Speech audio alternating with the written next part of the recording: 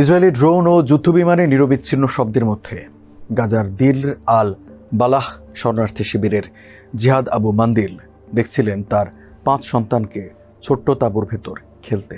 চলমান গণহত্যার ভয়াবহতার মধ্যেও সেটি ছিল শৈশবের এক দারুণ স্মৃতি।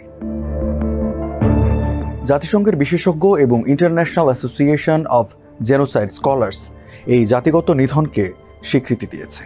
তারা বলছে, গাজায় জীবনের প্রায় প্রতিটি উৎস ধ্বংস করে দিয়েছে ইসরায়েল। হাসপাতাল, বিশ্ববিদ্যালয়ের পাশাপাশি 90% ভবন ক্ষতিগ্রস্ত বা ধ্বংস করেছে তারা।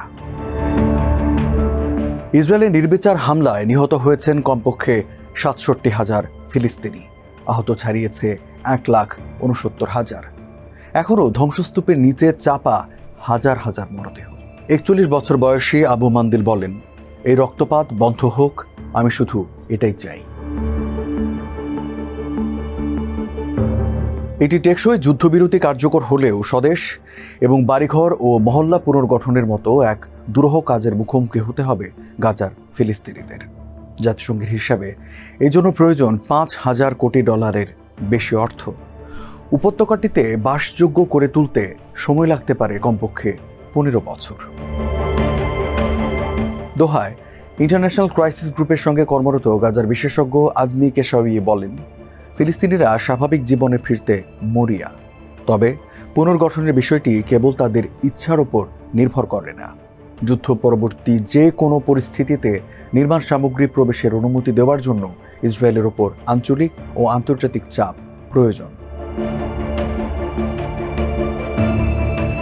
গাজার ভবিষ্যতের জন্য পুনর্গঠন অপরিহার্য হলেও এমন আশঙ্কাও রয়েছে, হামাস ক্ষমতা ছেড়ে দিলে এই ভূখণ্ড ডুবে যাবে সংঘাত ও অরাজকতায়। গাজা থেকে এখনও প্রতিবেদন পাঠানো সাংবাদিক ইয়াসির আল বান্না বলেন, গাজায় হামাসের শাসনের একটি সুবিধা হলো তারা নিরাপত্তা নিশ্চিত করে। আন্তর্জাতিক বিভিন্ন সংবাদ মাধ্যমে বলা হচ্ছে, গণহত্যার সময় ইচ্ছাকৃতভাবে গাজার নিরাপত্তা বাহিনীকে হত্যা করেছে ইসরায়েল। শুধু তাই নয়, কুখ্যাত অপরাধী গোষ্ঠীগুলোকে মদদ দিয়েছে তারা, যারা গাজায় আসা সামান্য ত্রাণ চুরি করে সর্বোচ্চ লাভে বিক্রি করেছে। কেশাওয়ি বলেন, এসব গোষ্ঠী এখন সমস্যা হলেও ইসরায়েল গাজা ছেড়ে চলে গেলে তারা টিকতে পারবে না। ফিলিস্তিনি সমাজ এই বিশ্বাসঘাতকদের একঘরে করে দেবে।